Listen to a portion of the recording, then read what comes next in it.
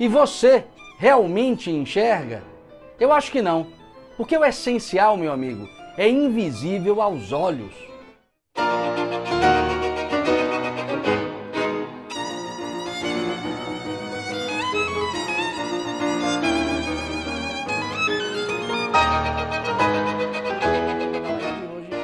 Servir a fonte mais profunda, a verdadeira fonte do poder humano.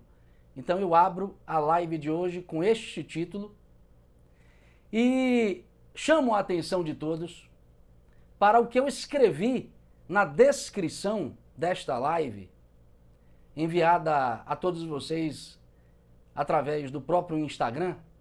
Eu escrevi na descrição da live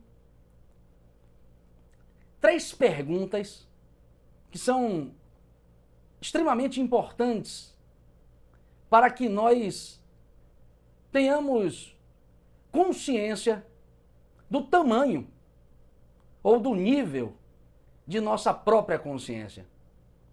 As perguntas foram: e você já pensou em realizar-se? Já pensou em se realizar? Já pensou em realizar a sua vida sem pensar em nenhuma conquista de ordem material, de ordem conjugal, de ordem intelectual, de ordem cultural? Você já pensou em encontrar a felicidade sem pensar em nenhuma dessas possibilidades de realização? A segunda pergunta que eu fiz, e olha que são perguntas extremamente importantes. A segunda pergunta que eu fiz foi: você conhece efetivamente a misteriosa relação entre o difícil e o válido na sua própria vida? Você conhece a misteriosa relação entre o difícil e o válido? E a terceira pergunta foi a seguinte: e você tem usado o seu poder pessoal, porque todos nós temos um poder pessoal, e você tem usado o seu poder pessoal para dominar, aqui no sentido de submeter as coisas, submeter as pessoas aos seus próprios interesses? E você tem usado o seu poder pessoal para dominar ou para servir? Porque, não sei se vocês têm consciência disso, o poder humano, meu amigo, só se expressa de duas maneiras. Ou através da dominação, ou através da tentativa de submissão da própria realidade aos seus próprios interesses e caprichos, ou através do serviço. Nós só podemos expressar o nosso poder ou através da dominação ou através do serviço. Professor, mas por que essas perguntas são tão importantes para a minha vida? Já falei no início. Porque sem elas você não consegue mensurar com acuidade o tamanho de sua consciência, o nível de sua consciência, e por extensão, não consegue perceber com clareza em que nível se encontra o seu desenvolvimento moral. Depois vocês recapitulam essas perguntas, fazem essas perguntas a si próprios, e vocês, se forem sinceros consigo próprios, perceberão que elas chamam para um profundo exame de consciência. Então, o objetivo é, sobretudo, procurar levar você a perceber em que nível de consciência você se encontra, porque a vida, meu amigo, lhe chama a ampliar a sua consciência, no sentido de uma aproximação cada vez mais ampla, cada vez mais abrangente desta totalidade que dá sustentação à nossa existência, podendo você chamá-la de Deus sem qualquer problema. E eu digo isso para vocês chamando a atenção de vocês para as 3 experiências pelas quais passam todo ser humano ao longo de sua jornada existencial. Ou seja, essas perguntas servem para que você possa encontrar com sinceridade o seu próprio nível de consciência e, consequentemente, se situar nesse esquema, por assim dizer, de experiências próprias de todo ser humano. E são 3, basicamente. São 3 experiências pelas quais todos nós, de certo modo, passamos em nossa existência. E compreender onde nós estamos é, sem dúvida alguma, um dado de autoconhecimento. Que 3 experiências são estas, professor? Eu vou recorrer, como também anunciei na própria descrição, eu vou recorrer a uma obra extraordinária do psicólogo integral Ken Wilber. A obra é A Visão Integral. Eu vou recorrer ao pensamento de Ken Wilber, primeiramente, para esboçar que experiências são essas que estão na base de nossa caminhada existencial rumo à totalidade de nós mesmos, rumo à unidade de nossa própria vida. O Ken Wilber fala, nesta obra, de 3 experiências básicas pelas quais todos nós passamos. A primeira ele chama de estágio egocêntrico. O estágio egocêntrico é uma experiência pré-condicional, ou seja, uma experiência em que você foca, sobretudo, numa única coisa, em você mesmo. Ou seja, você não deve, nesta experiência, nada à própria sociedade, à própria cultura, ao próprio mundo, aos outros. Você é como uma criança e o próprio Ken Wilber aponta a experiência do recém-nascido como partícipe desta experiência, ou seja, experiência egocêntrica é a experiência em que todas as suas energias psíquicas estão voltadas para a realização do seu eu egóico. É o egocentrismo. Repare que isso pode ser tomado tanto da perspectiva fisiológica, ou seja, tanto da perspectiva da fase infantil que nós atravessamos, como também pode ser tomada como uma metáfora. Porque existem adultos infantis, e os adultos infantis são sempre aqueles que vivem a vida pautando a sua própria vida, os seus próprios atos, as suas próprias decisões, as suas próprias buscas, pautando tudo isso em realizações pessoais, estritamente pessoais. Ou seja, o horizonte de realização deste estágio egocêntrico é o eu mesmo. É o eu pessoal de cada um de nós. A segunda experiência, ele chama de eu etnocêntrico. É uma nota acima. É quando damos um passo à frente e começamos a levar em consideração a existência de outras pessoas. Só que, observem o termo etnocêntrico, significa que você agora passa a valorizar não propriamente você apenas, mas as pessoas com as quais você convive e gosta. Ou seja, você passa a colocar as suas ações, as suas decisões em movimento, tendo em vista o bem-estar de um grupo muito específico, que é o grupo em que você se encontra inserido, é o grupo que você gosta, é o grupo que, de certo modo, te realiza, seja ele a sua família, seja ele constituído pelos seus amigos, pelos membros do seu time de futebol, do seu bairro. Você pode ampliar até como uma espécie de busca por realizar a sua nação. Repare que a ampliação foi grande. Você agora não vive mais em função de si mesmo, porque agora você tem um nós em vista. No horizonte de sua realização se encontra também os outros, mas são os outros que lhe agrada. São os outros de um contexto muito pequeno, ainda que seja a sua própria nação. Repare que é um grupo circunscrito a margens muito pequenas, se você leva em consideração, por exemplo, a totalidade da humanidade. Bom, legal, está valendo. Você ampliou o horizonte de realização e já se encontra em condições de viver com um pouco mais de lucidez, com um pouco mais de firmeza, com um pouco mais de dever, com um pouco mais de responsabilidade.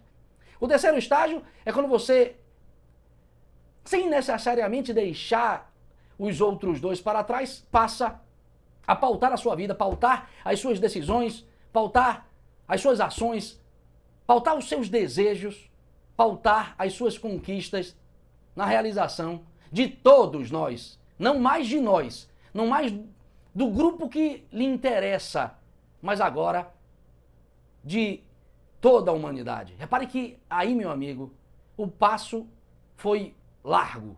Você agora vive a sua vida pensando em realizar toda a humanidade. Então, o Ken Wilber fala desses 3 estágios e ele até utiliza outras 3 expressões, outras 3 terminologias para melhor explicar o que ele apresenta, e eu reproduzi aqui agora para vocês. Ele fala: há um estágio em que nós fundamos, ancoramos, enraizamos a nossa vida no corpo. Ou seja, o sentido da minha vida é a realização do corpo. Beleza. Repare que você pautar a sua vida no corpo vai te levar a uma experiência de separatividade constante, porque você não pode ser o corpo do outro. Então, é uma experiência muito limitada. Só que aí, ele diz, tem um estágio mental, correlato da experiência ou do estágio etnocêntrico. Ou seja, você agora vive a experiência de pautar a sua vida não no corpo, mas na mente. Você valoriza as ideias e, claro, valorizando-as, você encontra com os outros. Você não pode ser o corpo do outro, mas você pode ser, sim, as ideias dos outros. Então você já encontra uma aproximação, mas é muito pouco, porque ele vai dizer, o estágio ou a experiência do espírito, momento em que você passa a encontrar toda a humanidade no seu próprio coração. Então, são terminologias, são chaves que ele nos oferece nesta obra Visão Integral para demonstrar que a nossa experiência de vida como um todo pode ser bem traduzida no subir esses 3 degraus, cada um aí que busque situar a sua própria consciência no degrau que lhe corresponde. Agora, se nós olharmos, se nós levarmos em consideração o que a filosofia do filósofo Søren Kierkegaard, o filósofo dinamarquês que fundou o existencialismo cristão, aí, meu amigo, vocês vão perceber que esses 3 estágios aparecem sob a forma de experiências mais dramáticas, mas continua na mesma clave, na mesma chave. Observem, procurem tentar situar a si próprios nessa experiência de 3 degraus. O filósofo dinamarquês Kierkegaard, na sua obra Temor e Tremor, olha o título da obra, velho. Temor e Tremor. Temor e Tremor. Obra fabulosa. Ele chama a nossa atenção para 3 experiências fundamentais pelas quais todos nós passamos. A primeira experiência, ele assinala como a do indivíduo que vive incessantemente em busca do gozo, ou colocando as suas energias, as suas melhores energias, a buscar prazeres sem qualquer regramento. O que ele quer é, sobretudo, uma vida hedonista. Ou seja, o que te realiza efetivamente é o prazer, o encontro com as coisas que lhe proporcionam satisfação pessoal. A imagem que ele nos oferece para destacar esse primeiro estágio é a de Dom Juan. Não poderia ser diferente, porque Dom Juan é de fato a cara, a imagem, o símbolo maior desse tipo de conduta. E observem que estamos diante de uma sociedade que valoriza, sobretudo, esse tipo de experiência. O indivíduo dom juanico, ou que vive nesse primeiro estágio, segundo o filósofo Kierkegaard, tem uma vida, em geral, desordenada, irracional. Por que desordenada e irracional? Porque ele vive o tempo todo a buscar prazeres. E daí, professor? Buscar prazeres produz desordem, produz, de certo modo, uma vida irracional? É claro, meu amigo. Se você pauta a sua vida só nisso, ou pautando a sua vida predominantemente nisso, ora, meu amigo, a sua energia psíquica irá inevitavelmente se dispersar. O Platão é excelente quando fala disso, porque ele usa também uma imagem, o monstro polimorfo, ou seja, o monstro com muitas cabeças, que no corpo aparece no baixo ventre, na região entre o estômago e a genitália. Ou seja, se nós pautarmos a nossa vida na experiência dom-juânica, viveremos esse tipo de experiência dispersiva. A nossa atenção fica voltada para tudo que dá prazer, e tudo que dá prazer está aqui, ali, em todos os lugares. Então observe que o Dom Juan, na sua conduta, demonstra claramente isso, porque o que ele quer não é uma mulher para se casar, ele quer muitas mulheres.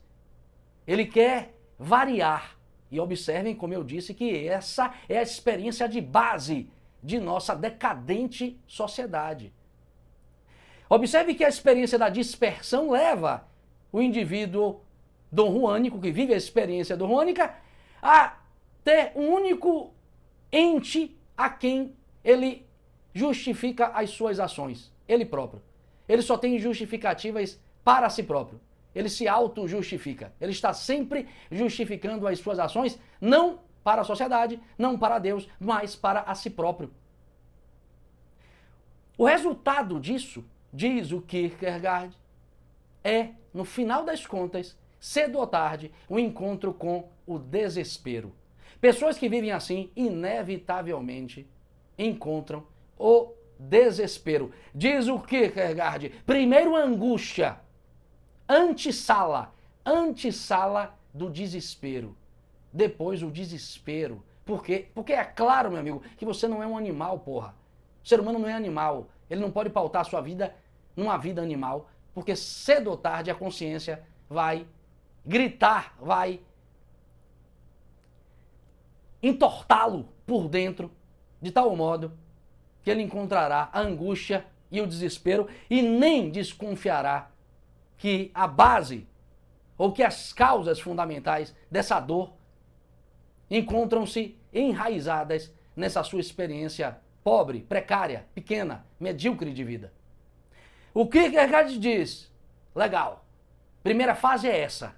Ele até tem uma obra em que apresenta isso de um outro modo, é uma outra obra do Kierkegaard,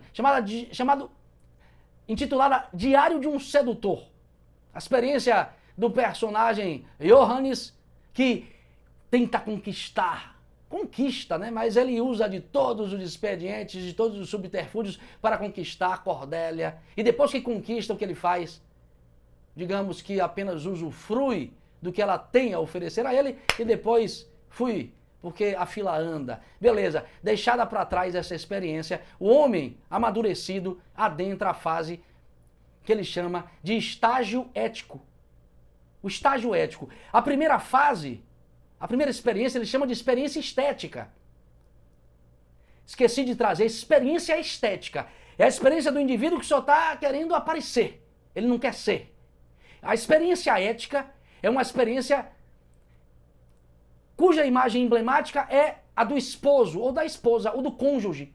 Ou seja, do homem que se casa e, portanto, assume responsabilidades e, portanto, constitui família, filhos e, consequentemente, passa a assumir as responsabilidades de um cônjuge, de uma pessoa que necessariamente se apresenta na sociedade com uma função primordial, que é a de fazer valer os valores da própria sociedade. Ele diz que homens assim, neste estágio, já têm em vista o dever, a responsabilidade, e por isso, ao contrário da experiência do Dom Juan, que é a da dispersão, encontra foco. Então, no estágio ético, o indivíduo que se casa, o indivíduo que assume responsabilidades, que entende que sua vida deve ser preenchida por deveres, encontra, então, uma continuidade de experiências, porque ele percebe que suas experiências não estão dispersas, ele tem foco. Ele tem foco. A sua atitude agora é a da justificativa, não para si próprio, mas para a sociedade. Ele deve satisfações à sociedade como um todo. Só que, diz o Kierkegaard, cedo ou tarde, este homem que buscou responsabilidades, deveres, que procurou ter uma vida pautada nos valores legitimados, consagrados como legítimos e válidos pela própria sociedade em que vive, ele descobre que não é suficiente. Ele acaba encontrando no fundo do seu coração que lhe falta alguma coisa de mais consistente, lhe falta consistência, substância. Ele chega a falar de arrependimento, não do casamento, não pela vida que está levando, mas pelo fato de não ter buscado um horizonte que efetivamente pudesse preencher a sua experiência humana, ou como humano, porque o humano pede sempre mais de cada um de nós. E é aí, ou a partir daí, que o Kierkegaard nos apresenta o cerne, o centro, o fulcro da obra Temor e Tremor. O entendimento do título desta obra vem através do entendimento deste terceiro estágio, que é o estágio em que, deixado para trás a experiência dom-juânica, deixada para trás a experiência ética, não deixado para trás no sentido de uma ruptura, mas de um encontro com um patamar superior dentro dessa experiência ética.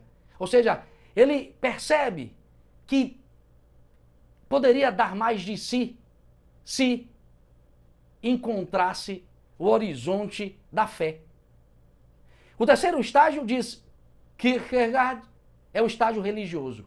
É o momento em que o homem não pauta a sua vida em busca por prazeres, não pauta a sua vida no cumprimento dos deveres sociais, mas pauta a sua vida e pauta com profundidade, pauta a sua vida na fé em Deus. Fé em Deus. E através desta fé, ele dá o que o Kierkegaard chama de salto para o absoluto ou o salto para o absurdo. O que é isso, professor? O que é o salto para o absoluto, o salto para o absurdo? Olhemos para a imagem que o filósofo dinamarquês nos oferece.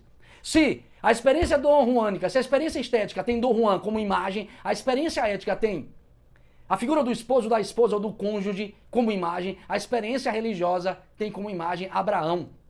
E todos vocês conhecem Abraão. É o exemplar, o modelo, o exemplar dos exemplares humanos na Terra. Lá no livro do Gênesis você encontra Deus se referindo a Abraão como um modelo dos homens. É o seu filho. Beleza. E eis que Abraão está lá no Gênesis capítulo 22, está Abraão arando a terra. Está lá, batendo sua enxada na terra. Aí Deus lhe aparece. Ele, na verdade, ouve uma voz. E a voz diz assim: Abraão, me traga o seu filho e me dê em holocausto. Prove a sua fé. Prove a sua devoção a mim, matando, sacrificando o seu próprio filho. Olha só, se você olha para capítulos anteriores a este, você vai encontrar o momento em que Deus disse a Abraão que o seu próprio filho Isaque iria multiplicar os homens na terra. Então é claro que Deus estava dizendo, nesta ocasião, para Abraão que Isaac iria viver. Mas de uma hora para outra Deus fala, o sacrifique em meu nome, provando a sua fé. Se você olha para os versículos seguintes lá do capítulo 22 do Gênesis, você vai encontrar que aparece Abraão no dia seguinte arrumando um burro, um jumento, convocando 2 servos e o seu próprio filho para a obediência a Deus. E ele diz a Isaac, filho, venha comigo, nós iremos fazer um holocausto. Chamam os servos, todos caminham em direção ao Monte Moriá, o monte definido por Deus para que acontecesse o holocausto. E quando chega no pé do monte, Abraão fala, servos, fiquem aqui, subirei só eu e meu filho, e sobem eles. Ele pede, inclusive, que o próprio filho, que será sacrificado, carregue a lenha em que será preparado o fogo do sacrifício. Abraão porta a faca do sacrifício e ambos sobem durante 3 dias o Monte Moriá. No meio do caminho, o Isaac pergunta ao pai, cadê o carneiro do sacrifício? Abraão diz a Isaac, ele chegará. Na hora certa, Deus o apresentará. Olha o ato de fé do cara. Chegando lá, é armado, é montado o altar do sacrifício, sem que o Isaac esperasse o pai, o coloca no altar, tira a faca para sacrificá-lo. E sem hesitar, meu amigo, sem pestanejar, coloca o seu filho e vai para matá-lo. Ao ponto de um anjo ter de descer, segurar a mão de Abraão e falar, não, velho, não. E Deus então revela que era apenas um teste, uma prova. Não olhemos para o acontecimento bíblico de uma perspectiva superficial, histórica, porra. Isso é símbolo. Preste atenção nisso. Repare a fé de Abraão. Ele nem pestanejou, ele nem hesitou. Nem hesitou em colocar o seu próprio filho no sacrifício, uma vez que o pedido foi de Deus. O que o Kierkegaard chama a nossa atenção, o que ele nos chama a perceber através dessa imagem, que a vida, efetivamente, só encontra profundidade, a consciência humana só encontra a profundidade da vida, só encontra efetivamente o que é próprio e mais profundo da experiência humana quando nós entregamos as nossas ações ou a nossa própria vida a uma causa maior do que a nossa. É isso que, em suma, em síntese, o Kierkegaard está nos chamando a perceber. E é isso que, de certo modo, essa passagem bíblica está também nos chamando a perceber. Que o homem deve viver as experiências que lhe são próprias na existência, mas não deve perder de vista a obediência a Deus, entendendo aí a obediência a Deus, não no sentido religioso de profissão de fé, mas no sentido filosófico ou simbólico de que a gente só se realiza quando tem no horizonte de nossa própria realização uma causa maior do que aquela oferecida, desenhada, delineada pelos nossos interesses pessoais. Ou seja, nós viemos ao mundo, em síntese, para servir a Deus, para servir a uma causa maior do que a nossa. Porque é claro que a gente só pode servir a Deus servindo a alguma coisa que seja maior do que a gente. E o que é maior do que o humano, professor? O que é maior do que o humano? O amor, a verdade, a generosidade, as virtudes são sempre aquilo que valem qualquer sacrifício que a gente possa fazer. É por isso que Sócrates morreu em nome da verdade e Jesus em nome de toda a humanidade. Entendam essas imagens, esses símbolos. Então o Kierkegaard vai dizer, olha meu amigo, são estas as 3 experiências humanas, são tipologias humanas.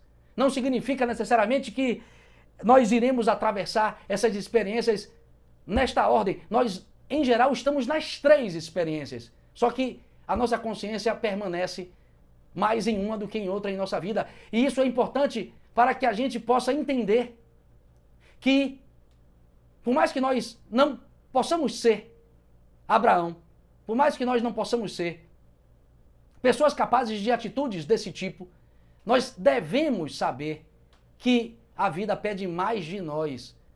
Porque do contrário, meu amigo, você vai viver uma vida acachapada, pautada em conquistas empobrecidas. Como são estas conquistas oferecidas como realização humana pela nossa própria cultura? Então acordem, despertem para este aspecto. E é por isso que eu coloquei a imagem de Irmã Dulce na imagem desta divulgação de live, porque é um exemplo extraordinário, palpável, porque Abraão é uma imagem, um símbolo. E Irmã Dulce também. Mas nós sabemos que ela viveu aqui historicamente na cidade de Salvador. E ela devotou a sua vida, colocou todas as suas energias a produzir ações que realizassem não ela própria, não o seu ego, não o seu grupo,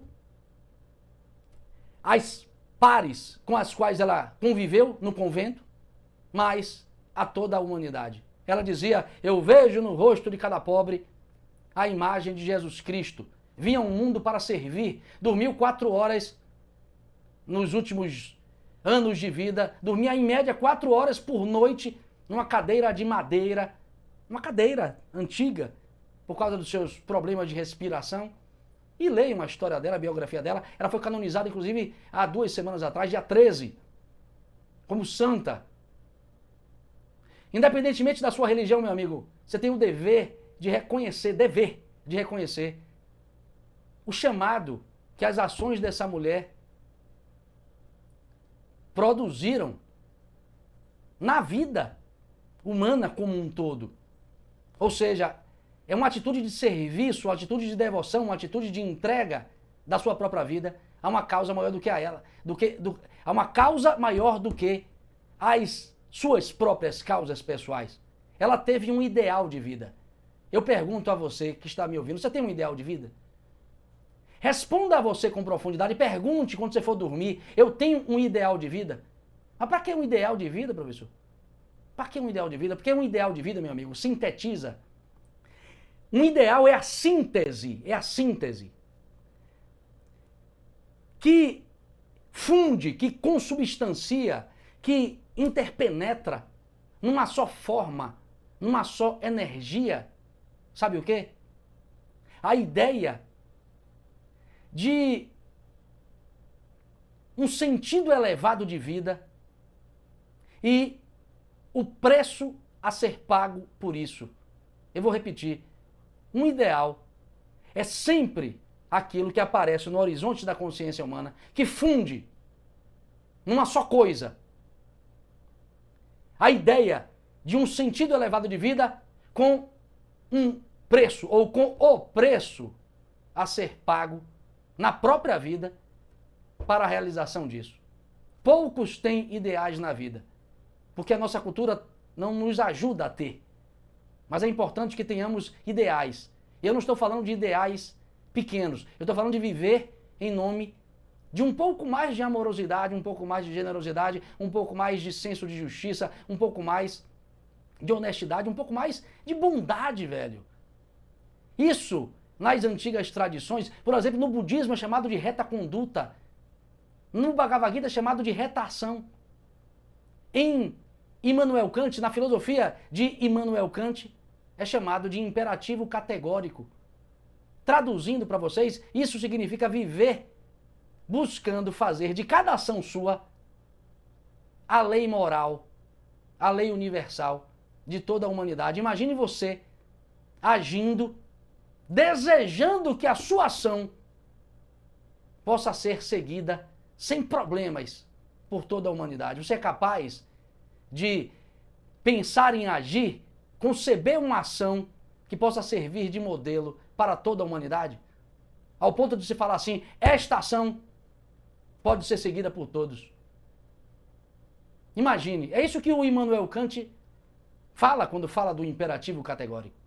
É grande demais, é alto demais. Mas o importante é ter isso em vista e tentar viver na medida de nossas possibilidades. E reparem vocês, para finalizar a live, que isso não é uma questão que é pouca coisa na nossa vida. Jesus, em Mateus capítulo 20, em Mateus capítulo 20, Jesus fala assim: o homem só é efetivamente importante. Um homem só é importante efetivamente quando serve, quando aprende a servir. E ele continua: eu mesmo, o Filho do Homem, vim ao mundo não para ser servido, mas para servir. Se você vai lá no Bhagavad Gita, capítulo 4, você vai encontrar Krishna dizendo ao seu discípulo Arjuna, Krishna é a divindade, dizendo ao homem, que é ele, numa escala reduzida, dizendo a Arjuna, olha Arjuna, o homem que não serve, não desfruta nem deste mundo, nem de qualquer outro mundo existente. Porque, é claro, meu amigo, todo o universo de seres e coisas estão na condição em que estão para servir. E quando você vai lá no capítulo 11 do Bhagavad Gita, você vai encontrar o Krishna dizendo novamente a Arjuna, olhe meu filho, olha Arjuna, eu que sou eu, que criei o universo, sirvo, trabalho, porque você, como criatura, não deve fazer o mesmo? Eu, que sou a plenitude, trabalho, sirvo, porque você, como parte de tudo isso, não deve fazê-lo? É isso, no fundo, que está no âmbito da mais profunda realização humana, e é preciso que a gente lembre disso, restabeleça isso no horizonte de nossa existência. Isso dignifica, enobrece a vida. E repito, que cada um identifique o seu nível de consciência e, ao mesmo tempo, tenha em vista que a atitude do serviço, a atitude de colocar suas melhores energias a ideias, valores, sabedorias que sejam maiores do que você. É isso que efetivamente irá te conduzir à verdadeira felicidade. Porque de resto, meu amigo, é só uma grande piada e um tanto quanto perigosa, como diz o filósofo baiano Raul Seixas. Grato pela atenção de todos, fiquem com Deus. Gostou desse vídeo? Então curta, inscreva-se agora e ative as notificações para não perder nenhuma reflexão filosófica. Te espero!